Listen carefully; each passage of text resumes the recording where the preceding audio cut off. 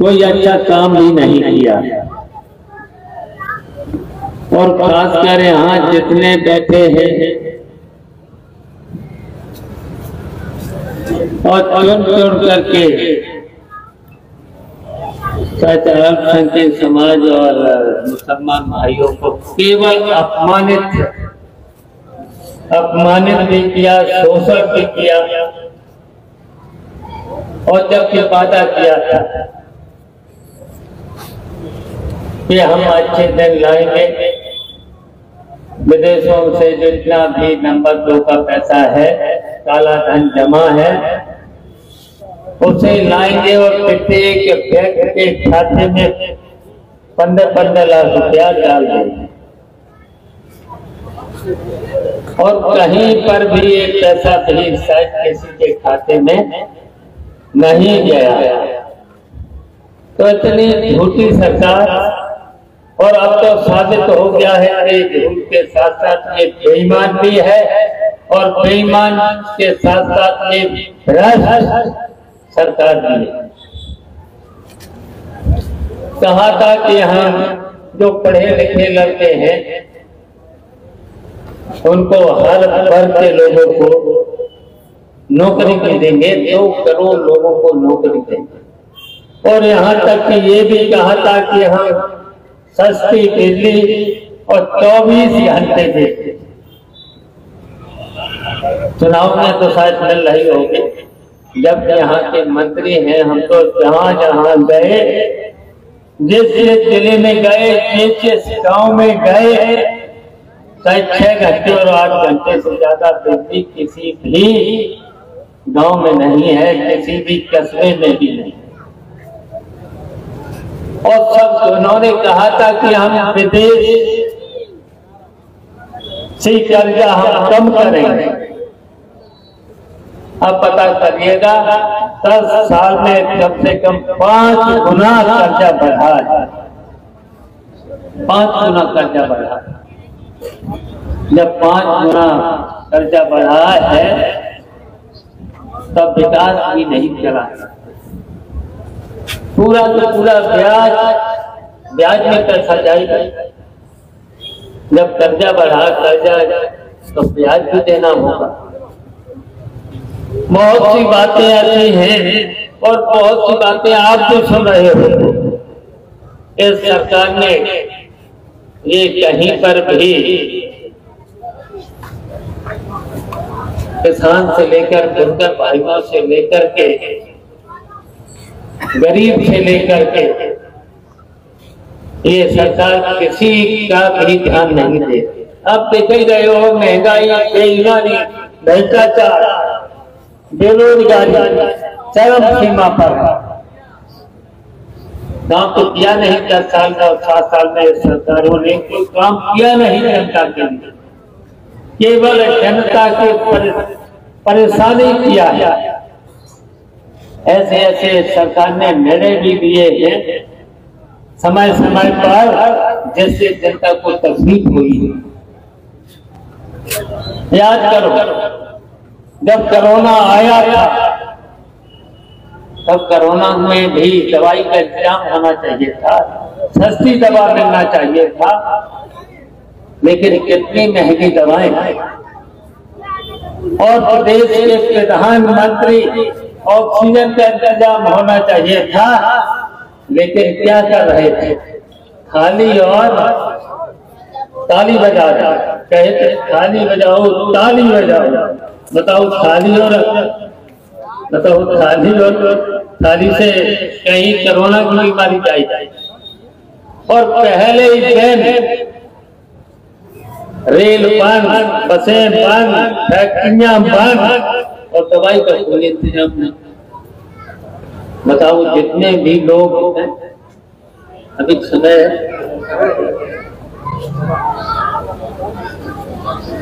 तो इसलिए हम बताना चाहते हैं बहुत ही ऐसी बातें। समय कम है और आप सब लोग समझते ही हैं। और बहुत अभी नेता भी आएंगे, अखिलेश यादव भी आएंगे, डिम्पल भी आएंगे और भी समाजवादी पार्टी के नेता आएंगे। रैलियां, बड़ी रैलियां हमने तो देखा है। जहां जहां समाजवादी पार्टी की रैली होती है, सभा होती है, सभा और रैली की तरह होती है, तो पूरे देश की जनता इंडिया गठबंधन को जिताना चाहती है और भारतीय जनता पार्टी को हराना चाहती है और हरा देना चाहिए। इसलिए हरा देना चाहिए। यहाँ तो ज्यादातर बुनकर भाई होंगे, बुनकर भाई होंगे। जब नेताजी मुख्यमंत्री थे, याद होगा, और हम उस समय बिजली मंत्री थे, याद होगा।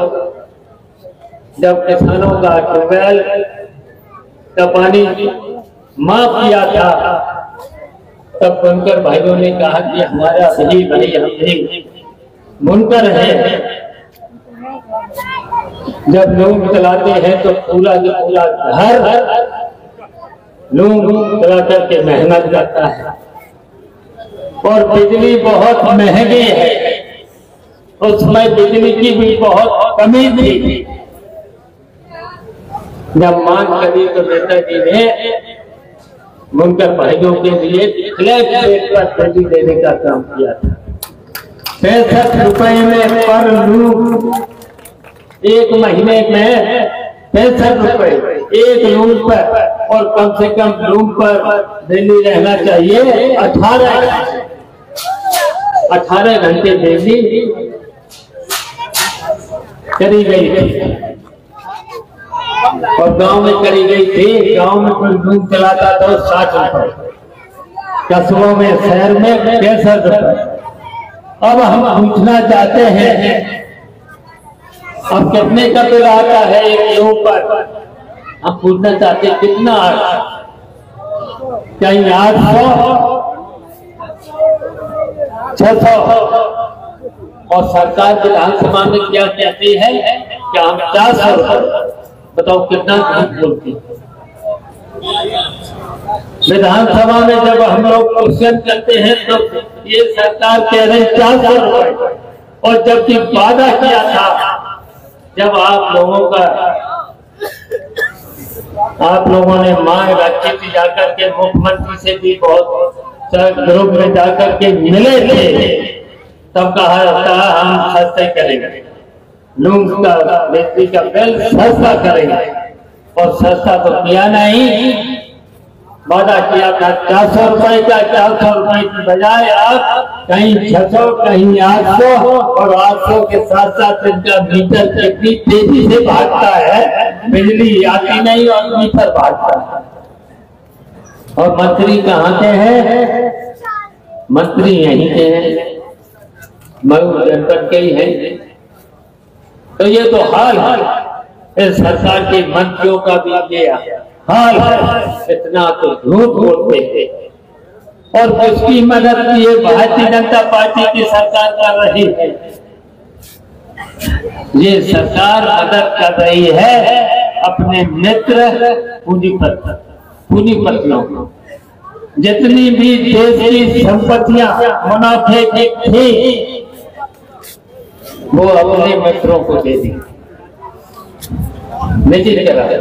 और आपका नंबर है शिक्षा और स्वास्थ्य, जो स्वास्थ्य विभाग और बहुत जरूरी है, बहुत आवश्यक विभाग है शिक्षा और स्वास्थ्य, उनको भी निजीकरण करके अपने मित्रों को देना चाहते।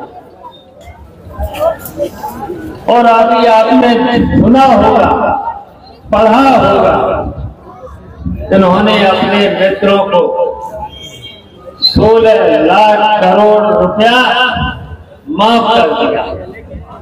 बताओ, इतने में तो सभी बुनकरों के, सभी किसानों के अगर चाहते तो सभी कर्जे माफ भी किया जा सकते थे और सस्ती बिजली भी दिया जा सकते थे।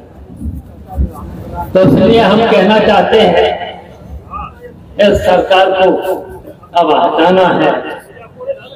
और यहाँ तक कि अब मोदी अब देख रहे हो, जो यहाँ जो 85 है, सुन ही रहे हो, उनके बारे में तो जान ही रहे हो। हर बार जगह बदल देते। सच ये 17 में इनका बेटा लड़ा था बलिया, और फिर 19 में भी कहीं, 22 में बनारस, और अब आ गए यहाँ। तो इनके बारे में तो जानते ही हो क्या क्या बोल देते हैं। और ये सही है, इनके पिताजी जो कैंडिडेट हैं, इनके पिताजी दिल्ली में, क्योंकि यहाँ उत्तर प्रदेश में तो कोई सुनता नहीं है।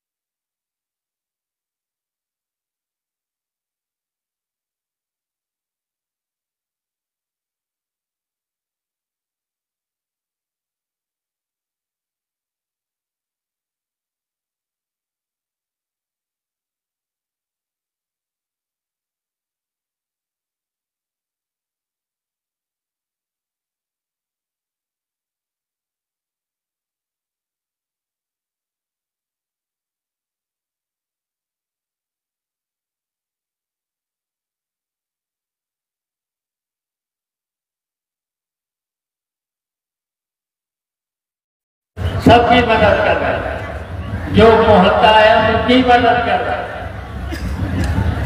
और हम तो कहेंगे ऐसी मदद करनी है। और जब यहाँ से सांसद बन जाओ तो और ज्यादा मदद करनी है, और मदद करनी है।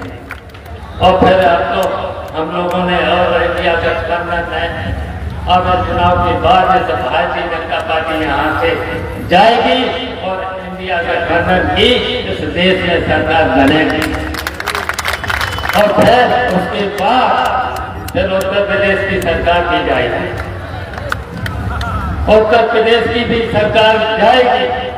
और जब उत्तर प्रदेश की सरकार जाएगी तो फिर यहाँ फिर सरकार बनेगी। तो बिजली के बिल से लेकर के 300 यूनिट बिजली फ्री, ये तो हो गई है। ये भारतीय जनता पार्टी के लोग नहीं कर पाए। और आप सब लोग जानते हो, चाहे नेताजी की सरकार रही हो, जो नेताजी ने जो भी वादा किया था वो पूरा किया।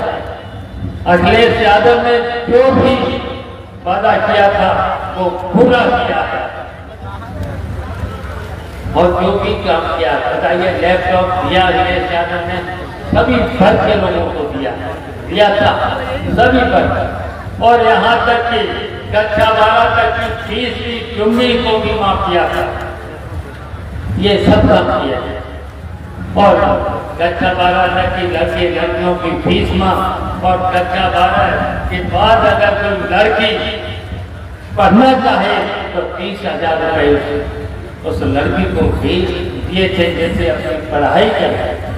और पढ़ाई के साथ साथ अगर पढ़ाई नहीं करती है तो अपना निजी कोई भी, चाहे शादी में खर्च कर ले, चाहे अपने व्यक्तिगत खर्चा कर ले, ऐसे कानून बना करके दिए थे। और यहाँ तक कि नेताजी ने तो जो मेहनत मजदूरी किसान से लेकर के ऐसा भी कानून बना दिया था कि 7 साल के ऊपर के बूढ़े और बूढ़ियों को पेंशन लागू कर दी। और ये सब भारतीय जनता पार्टी ने वो भी अच्छा था। और इनके वादे तो सब अधूरे निकले, इनके वादे सब खोखले निकले। एक भी वादा पूरा नहीं। तो इसलिए अब समय बहुत कम बचा है, बातें तो बहुत ही अब डिटेल में हम जाना नहीं चाहते हैं। और ये सही है जो यहाँ के मंत्री हैं उनका राजभार भाई मुस्लिम भाइयों को भी धमका रहे, उसके साथ साथ विधानों को भी धमका रहे। हम बस्ता जमा करा इनके तो कल कंप्लेंट करनी है, कंप्लेंट करने हैं। अगर कहीं पर मंत्री लोग यहाँ पर धमकाने का काम करेंगे तो हम तो कहेंगे आयोग से शिकायत करेंगे और कहेंगे कि भाई ऐसे लोगों को प्रचार में और जिले में नहीं, अपने लखनऊ में अपने पार्टी का या पार्टी कार्यालय में रहे या जो कार्यालय मिला है वहाँ पर है, लेकिन धमकी नहीं देना चाहिए। अगर धमकी देते हैं तो उनके खिलाफ FIR होना चाहिए, उसका रोक लगाना चाहिए, आयोग को भी रोक करना चाहिए। तो ये हमारे किसी कहेंगे राजू राय से तो कहेंगे ये कंप्लेंट कल जरूर हो जाना चाहिए। और देखिए आपने तो 8 महीने पहले उस समय भी कितनी विषम परिस्थितियां थी और विषम परिस्थितियों में हमारे आने के बाद आप डरे नहीं थे, उत्पीड़न भी आपका हुआ था। और जहां जहां अभी भी हम बधाई देना चाहते हैं, धन्यवाद देना चाहते हैं संभल के लोगों को, बधाई के लोगों को, मैनपुरी के लोगों को भी हम बधाई देना चाहते हैं। उत्पीड़न किया गया, मतदाताओं को धमकाया गया और वहां पर पुलिस प्रशासन के द्वारा तब भी वहां के लोगों ने वहां पर लाठी भी पड़ी, लेकिन जितनी भी लाठी पड़ी उसके बावजूद भी उन्होंने जम के वो करने का। मैंने यहाँ पर भी देखा था, हमको कई जहाँ पर मुस्लिम बस्तियां थी, हम तो हर कस्बे में आपको पता ही है 2-2 बार गए। यहाँ पर भी रेड कार्ड और पीला कार्ड दिया गया। जब रेड कार्ड पीला कार्ड किया था चिंता मत करना, मैंने कहा था चिंता मत करना, हम भी यहीं रहेंगे और हम रहे यहाँ पर 7 दिन रहे और 7 दिन रह करके हमारी बात को मान करके, समाजवादी पार्टी के नेताओं की बात को मान करके, अखिलेश यादव की बात मान करके, तो अब तो और किस्म परिस्थितियां हैं, अब तो और किस्म परिस्थितियां हैं कि भारतीय जनता पार्टी के लोग समझ चुके हैं आपकी बात। अब तो समाजवादी पार्टी और गठबंधन, इंडिया गठबंधन की सरकार बनने वाली है, तो ये और भी षड्यंत्र कर सकते हैं और षड्यंत्रों को हम लोग रहेंगे, सब लोग रहेंगे और रह करके उन षड्यंत्रों का पर्दाफाश करते हुए। और आप लोगों से भी हम अपील करना चाहते हैं, डरने की कोई बात नहीं, अपने मत का प्रयोग जरूर करना है, अपने मत का प्रयोग जरूर करना है। तो हम चाहते हैं कि करेंगे आप सब लोग, तो हाथ उठा करके बताइए सब लोग अपने, सब लोग, अभी सब लोगों के हाथ नहीं होते, सब लोगों के हाथ नहीं होते, उठाइए सब लोगों के हाथ उठाइए और हम तो कहेंगे कि सब लोग अपने अपने मोहल्ले में, अपने अपने परिवार का जो भी मत हो उसको पोलिंग स्टेशन पर ले जा करके और अपना मत का प्रयोग जरूर करना और साइकिल का बटन दबा करके राजीव राय को जिताने का काम करें। बताइए करेंगे। और ये अगर आप सब लोगों ने कर दिया तो भारतीय जनता पार्टी यहाँ से हट जाएगी और फिर आपकी सरकार आएगी, राजीव राय यहाँ रहेंगे और आपकी सेवा करेंगे। कहीं पर भी दिक्कत नहीं आने देंगे, नहीं आने देंगे। और हम लोग भी आते जाते रहेंगे, हम लोग भी आते जाते रहेंगे। आपको कहीं जहां पर भी दिक्कत कहीं पर भी अगर आएगी तो आपके साथ हम कंधे से कंधा मिला करके आपकी लड़ाई को लड़ने का काम करेंगे और आपको कहीं पर भी असुविधा नहीं होने देंगे। तो बताओ राजीव राय को बस यहाँ साइकिल का बटन दबा करके जिता देना, जिता देना। यही हमारी अपील है, यही हमारा निवेदन है। इन्हीं शब्दों के साथ समाजवादी पार्टी जिंदाबाद।